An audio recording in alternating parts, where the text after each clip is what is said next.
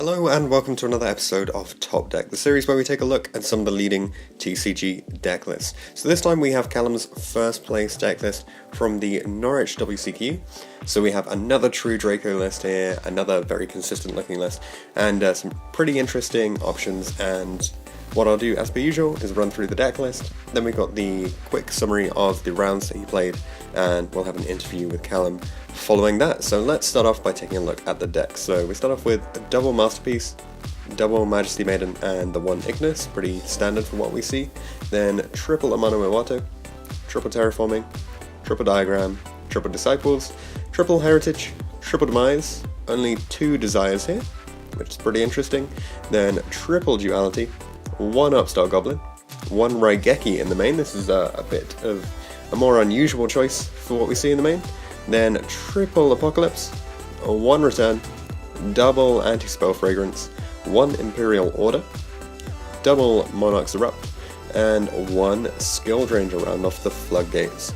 Then for the side deck, two Inspector Border, two Ash Blossom, one Zephion, one Ra Sphere Mode, double Cosmic Cyclone, one Stormforth, double Evenly Matched, double Imperial Iron Wall, one Macrocosmos, and one Solemn Judgments. That's for the deck itself. For the rounds that Callum played, round 1 he went up against Paleo and went 2-0. Round 2 against a local hero, he went against True Draco and went 2-1.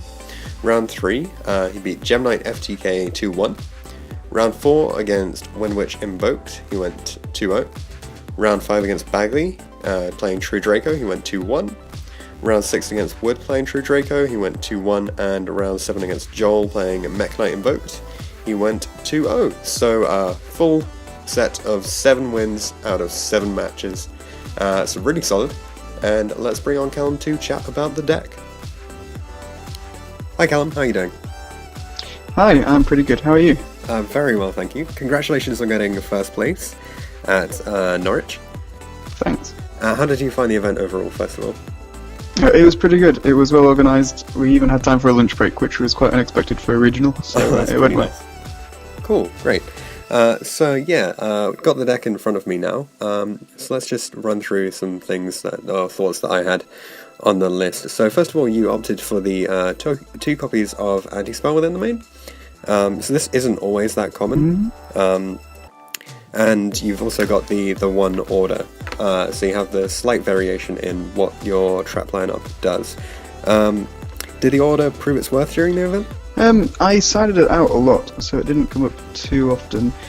But in testing, it's been pretty good, and at previous regionals, it's been pretty good. There were a lot of times where I flipped order and my opponent scooped entirely in virtue of the order, completely independently of any other cards that I had.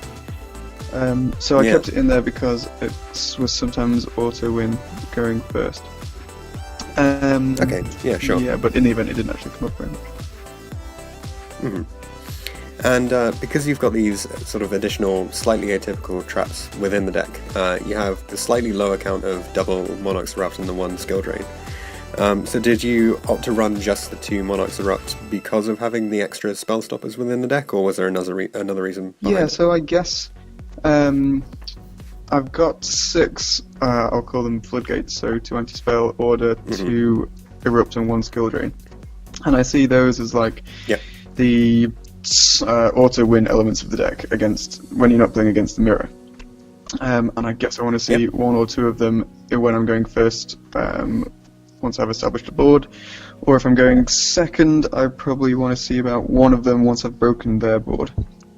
And I split it between anti-spells and Monarch's Erupt. I think anti-spell is obviously really good against pendulums, and that's a popular strategy. Order's good against everything, including 60 cards, so that's why it's good. It's not very good going second against some things, and it's not very good if it kills you. That's why I side it out a lot. And Moody Building isn't too good in the mirror, so yeah, they float about. I guess it's a balance across all the different matchups. Yeah. Also, I think one of the nice advantages of having like the 2 erupt and 1 skill drain is instead of and then having the space for the additional like anti-spell or something is that it means you don't have too many times where you draw multiples, because obviously having 2 copies of Erupt is kind of worthless. Well, sometimes I feel quite happy having 2 copies of Erupt, because it means if they out one of them, I've still got my second Erupt, and that's true, and just win the game with that one. But it's terrible in the mirror, and it's terrible unless you have a monster to go with it. Yeah, definitely. Whereas anti-spell, it's a balance. Okay.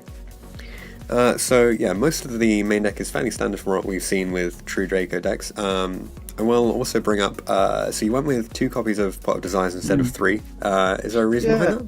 Or is it just I tried space? 3 because in theory 3 Pot of Desires seems way better because it's like a free draw.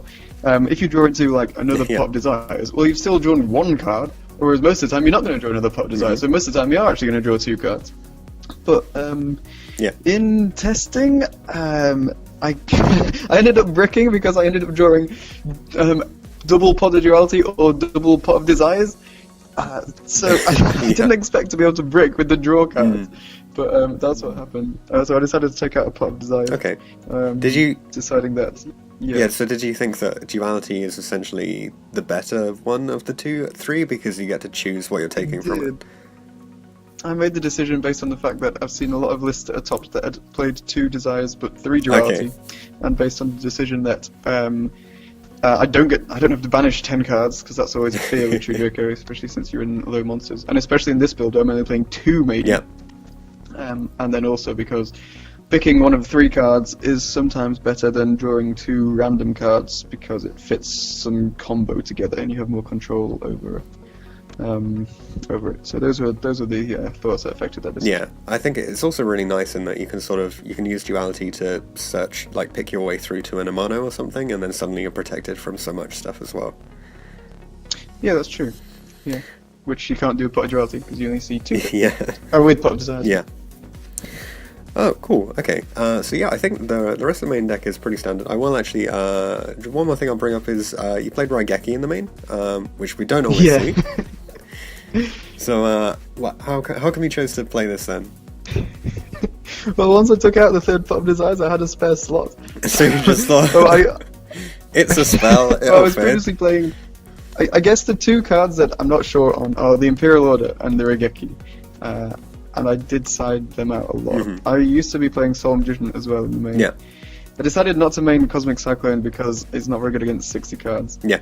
And I kept the Raigeki in because I've got 3 Amano, so it goes pretty well with Amano. Yeah. It's pretty good in the mirror, or it's alright in the mirror, and I knew that I'd play a lot of that. And there was no other card that I wanted more in that slot. It's definitely the card I'm least happy with. Cool. Okay, yeah, that makes sense. So yeah, that's it for the main deck, unless you got any other comments you want to make on it? No, as I say, I'm still not happy with the Imperial Order and the Raigeki, but it'll do for now, until I think of a card that's good all round against all my matches. Yeah, I'm sure there'll be something that you can tinker with. So moving on to the side deck then. So you have quite a few one-offs in the side deck.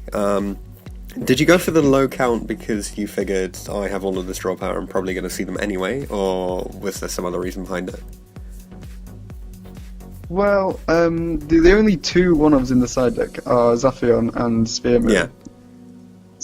I guess I'd say that Monarch's Erupt is a one-off, because that could have been... A Dark Hole could have also filled exactly the same function. Yeah. But I only wanted 1 because of Sad Express, I think. But for the Zaphion and the Sphere mode, I played 1 Zaphion because I only ever want to side 1 in the mirror. Because I know that it's not that good in the mirror, and it only comes up sometimes, and I don't want to draw doubles, and it uses a normal summon. But it is sometimes really good in the mirror. And you often draw a lot of cards in the mirror, so you will be able to see it. Sure. So that's why there's only 1 Zaphion. Okay. And similarly for 1 Sphere mode, I only side it going second against some pendulum strategies. And I definitely didn't want to draw multiple. Because it uses your normal summon, and because it's a terrible brick and you don't want to have any bad cards when you're going second against Pendulum. Yeah. And sometimes it's not even that needed. Sometimes you can often you can play through the book without Sphere mode because you might draw a Mano or something like that. Having a Mano against some big boards, especially in combination with things like Raigeki, is just a nice option to have. It's very satisfying. Cool, yeah, and so that in the same line of thinking then, you have obviously there are no 3-ofs within the side deck, so you have a fair amount of 2-ofs. Is that an attempt to sort of build your side deck to face the diverse meta that we're seeing? Or is it just that you thought you only needed to see one of these and you could definitely get to one of them with the amount of draw power? I'm going to say neither. So first, I think at this point it's probably... I believe that no deck list is complete without also knowing the side deck strategy. Because someone can't just pick up this deck and take it to a tournament because they don't know what I sided in and out for each matchup. Yep. So I should probably run through really quickly what I sided in and out against each matchup, if that's alright. Yeah, that'd be great. So in the mirror, if I win the previous game, they're probably going to make me go first. So I sided out 2 Erupt, Order, 2 Anti-Spell, Skill Drain, and 2 Amano. And I would put in Macro, Saphion, 2 Cosmic Cyclones, 2 Inspector Borders, Monarch Stormforth, and then either Solemn Judgment or Evenly Matched, depending on whether I thought they'd play into Evenly Matched. Yeah. Or, at any point in the game. Mm-hmm. In the mirror, if I lost the previous game, then I would choose to go second, and I'd side out again 2 Erupt, Order, 2 Anti-Spell, Skill Drain, and 3 Amano, and I'd put in the 2 Ash Blossoms, Zaphion, 1 Evenly Matched, because I don't think it's that good in the mirror, 1 Stormforth, 2 Cosmic Cyclones, and 2 Inspector Borders. I decided out, if I was going second, I'd take out 2 Anti-Spell and Imperial Order, and I'd put in the 2 Iron Walls, because it's a good floodgate even when you're going second, and then I'd maybe also take out a Sphere Mode, or put in a Sphere Mode or an Evenly, depending on how they were playing their 60-card deck. Going first, I'd side in 2 Inspector Border, Solemn Judgment, and 2 Iron Wall, and I'd take out Regeki, 2 Amano, Order, and probably Disciples. I'd take out Disciples in that matchup because they often don't have many back row. And I'd put in the Inspector Borders only in the side deck for this matchup when I'm going first, because I was actually quite scared of this deck. Okay, yeah. And then against Pendulum, if I was going second, I'd take out 1 Imperial Order, 1 Anti-Spell, because it is still okay going second. And I'd put in 1 Sphere Mode and maybe an Evenly Matched, depending. And if I was going first, I'd take out the Regeki and take out 2 Amanos. And I'd put in the 2 the 2 Inspector Borders, 1 Solemn Judgment, and possibly an Iron Wall. Okay, so that's that's my side deck strategy. I think it's really good to get that concept down and have an understanding of what sort of cards you wanted to see in those matchups and at what point.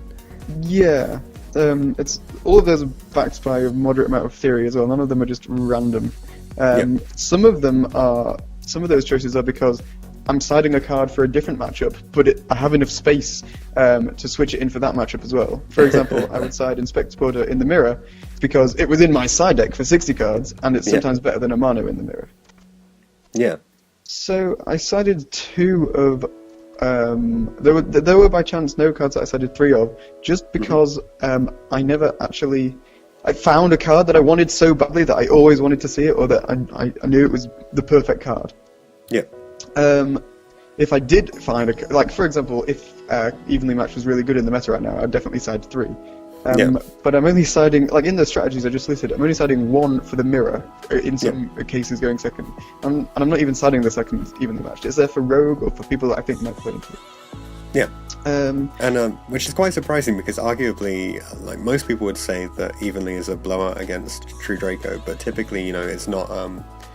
those are other decks that would side in 3 evenly against True Draco. Yeah, so people have argued that it's against True Draco, but I definitely disagree just because a lot of people are playing around it. Yeah. A lot of the time in mirror matches, my opponent has gone first and then just passed or not committed very much to the board because they're scared of evenly matched. Yeah. But equally, sometimes I'll go first, I might pass, then they can do something, and then I evenly match them on the third turn. Okay, so you do want it in those occasions then? Sometimes, yeah. And sometimes it's the game goes on and then it's good. Although actually it's not too good after the first turn or two, because you sometimes have monsters on the board. Yeah. 2 Iron Wall because my friend told me that 3 wasn't that good, and I agreed. I went with his judgment because he's tested it a bit more. That was Brad Wood. 2 Ash because I would have never really won. I could side 3 Cosmic if I thought it was the best card in the mirror, but having other one-ups that I do want to side in the mirror. And I put in the Macro instead of the 3rd Cosmic actually because it was pretty good going first in the mirror. Yeah, so that's the reason that there's just 2 ofs, because there's nothing that I want, Yeah. nothing that I love enough to have a 3 of, which is kind of sad. Yeah. I'm sure at some point there must be a card that you'd want to have at 3 of. Well, Perhaps we'll not in this see. It depends on how deck. the meta will work out as well. Yeah, definitely. I think depending on what happens with the Sky Strikers and things, we could see a lot of random cards coming in and being useful in the side deck, potentially as 3-offs. Yeah, absolutely. Cool. Okay, so very thorough explanation of your side deck choices there. Is there anything else you want to mention on top of that, or are you pretty good with that? Imperial Iron Wall is sided against evenly matched, that the opponent might side in against me, and Cosmic Cyclones, and to some extent it often shuts down their Plot of Desires. I would definitely side it against. I'm quite likely to side it against any matchup that isn't the Mirror. I could side it against Pendulum just because it stops evenly matched. Yeah. That's it for my explanation of this. Oh, Macro Cosmos was quite fun going first against the Mirror, but I've not tested it enough to know whether it's actually good or not. It just so happened to be quite good on the day. Yeah, well, I think it is definitely one of these things where it comes in to be incredibly powerful in just situations where people won't see it coming, because it is a one-of and it's not always sided. Potentially. Well, I think I disagree there, because if they don't see it coming, or they do see it coming, it's not going to change their line of play at all. Mm-hmm. Okay. You'll flip it once they set a card, and they'll probably side in Cosmic Cyclone anyway. And they'll probably side in evenly matched anyway, so they'll still side in outs to Macro. I guess. Yeah, they sorry, wouldn't... I'm thinking of it from a sort of Light Sworn perspective instead of a instead of the Draco perspective, where it turns out very differently, I suppose. You know, I never realised I could side it against 60 cards. Well, the thing is, if you're siding in the Iron Walls, you don't want that confliction. Well, on the other hand, they're both pretty good, and it would be nice to draw at least either of them. Yeah. If Macro, if Macro is good against 60 cards, though. I think it generally is, because there's not an awful lot that they want to send that gets banished and then does something viable. Yeah, but I suppose the zombie engine does stuff. Yeah. But is it the best? Would it be one of the best cards that I would have in my side deck and main deck against that deck? I'm not the one to ask on this. That would be the question that I'd ask, and because I don't know whether it's as good as Monarch's Root, for example, which sometimes just wins you the game outright. Yeah. The question would be, does Macro win you the game outright? If yes, I'd side it in.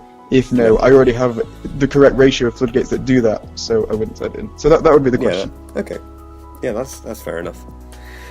So we've already been talking quite a bit, but we've got some questions that I've got down that I should probably get through, if that's okay. I'll try and whiz through these if you want. Yeah. So what we'll do is I'll skip out a couple. So we discussed a few questions beforehand, viewers, and I will just skip through a couple of ones that perhaps we've probably already covered through our discussion already. So one thing that I want to ask definitely is, are there any issues which you think True Draco generally has? And if so, how did you attempt to overcome them when building this list? Yeah, it does definitely have some issues. I think it struggles against hand traps, because sometimes Ash Blossom and Ghost Ogre are really good against the deck, because they stop you drawing 3 off Demise or 3 off Heritage, or break up your board by taking out your diagram. Also, it can lose to evenly matched in some situations after siding. And it sometimes breaks a little bit as well. So I guess those are the main issues. I tried to solve them by throwing in 3 Amano. That solves the hand trap problem. That's why I used to be playing 2 Amano, but because of hand traps, I put the 3rd one. And the evenly matched, I'm solving by playing the Iron Walls, but it's not a good solution, so I'm not too happy with it. And the bricking, again, I've not found any better way to play it. So I'd say those are the issues. I've done a little bit of solving, but I'm not satisfied. Yeah, okay. I think it's one of these decks where sometimes you can struggle a bit with modulating your hand. You have the diagram to fix some bad hands, and duality can help out a bit. Yeah. But because of the low monster count, you're not always able to get to exactly what you want at the right time, I think. Yeah. And also because a lot of the floodgates that you do want to set, I mean, none of the floodgates are searchable. None of them are searchable, and none of them further your game state either. Like, if you draw all your floodgates, you're probably not going to win. Yeah, exactly. You have an interesting issue there, but I mean, you can potentially sit on a few floodgates and then probably survive a few turns to draw into something decent, but... Yeah, the one floodgate you can sit on is Imperial Order. It's a mistake I've made too many times. It's also won me a good number of games, but I've killed myself with Imperial Order like 2 or 3 times. You gotta watch out for those situations. But I don't. Just keep that monster in hand just in case. Yeah. Okay, so moving on with the list of questions I've got down here. So one thing I want to bring up is some players sometimes say that True Draco is kind of an auto-win deck because you do have so many floodgates, and it's sort of based, like some people will say it is based on having a floodgate up in a masterpiece immune to stuff. So I'd say it's not entirely an auto-win deck in the same way that, I don't know, Frog FTK? I can't even think of a good example of an auto-win deck. But Gem Knight FTK. I'd definitely say it's... Well, I'd say that that's not auto-win because it's a bit hard to play. And it loses but I'd definitely say that it's more auto-win than any other deck in the meta right now, because you can just flip Imperial Order and sometimes your opponent would scoop, or you just ride your masterpiece backed up by the Monarch's Erupt. Yeah. So I'd definitely say that in that sense, yes, it is more of an auto-win deck than any other in the meta at the moment, but it still requires you to pilot it properly, and it's still... those situations don't always come up. Yeah, sure. Okay. So, as we've mentioned, the meta is obviously changing. There are things that you'd like to tinker with and see if there's any options that you might change for things like the Order and the Raigeki. But do you think that the deck will still be around after the coming ban list, and how do you think it'll do then? That's a difficult question. I'd definitely say that... We don't know what's coming up. Yeah, it could be anything. If the other decks in the meta are also hit to the same degree as True Draco, then obviously it would just fall in line with the rest of them. But if True Draco is hit and say Pendulum and 60 cards aren't hit, or aren't hit very much, then I would definitely not consider it to be a contender. I think it's a deck that competes pretty evenly with the other decks at the moment, and I played it because it was quite easy to play. Yeah. So I think if it got hit a bit, then it would fall behind. Okay. I don't think it's that good. Yeah. And also, obviously, new decks coming out. So I think it's Autogeist and Sky Strikers are probably going to get a reasonable amount of support fairly soon. So it'll be interesting to see what happens with those as well. Yeah. So are there any other comments you want to make on the deck itself? No, we're good. Okay. And are there any shout-outs that you'd like to make? Yeah, definitely. This event was sponsored by, thanks so much to these people for lending me cards, Morgan Hollandale, John Moss, Charlie Gascoigne from Chesterfield, Ewan Beardmore, John Zarita, Alex Grissom Brown, and Brandon Cooper, and Jacob Harbour, and Dominic Lunn from being from Sheffield, and Alex Drovers, and Luke Crowder, also from Chesterfield, for lending stuff and helping out. So yeah, thanks guys, you're the best. Cool. Well, thanks very much for coming on and showing off your deck list, and also thanks for the in-depth discussion of the side deck. We don't often get that from players, so it's really good to see that as well. Congratulations with your first place, and good luck in future events. Thank you very much. Thanks a lot. Thanks for watching this episode of Top Deck. If you have any comments or suggestions that you would like to make, leave them in the comment section down below. Check out the description for details of how you can get involved in this series. You can enter by voice interview, or instead you could just send all of your information over Facebook Messenger. Anything like that will be absolutely fine. If you want to see anything in particular from the upcoming series, then be sure to get in touch, and I'll see you guys in the next video.